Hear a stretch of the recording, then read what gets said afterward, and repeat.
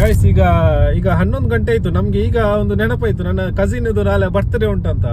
ಹಾಗೆ ಈಗ ಎಲ್ಲ ಶಾಪಿಗೆಲ್ಲ ಕಾಲ್ ಮಾಡ್ತಿದ್ದೇವೆ, ಕೇಕ್ ಉಂಟಾ ಅಂತ. ಯಾರೊಟ್ಟಿಗೆ ಇಲ್ಲ ಅಂತೆ.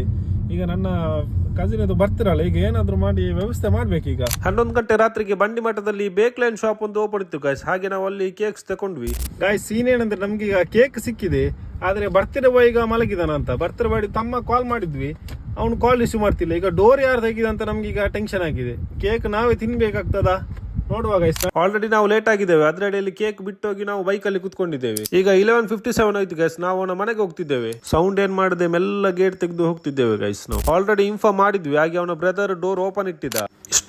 Guys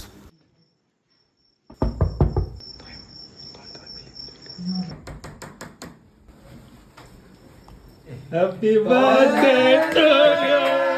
Happy birthday.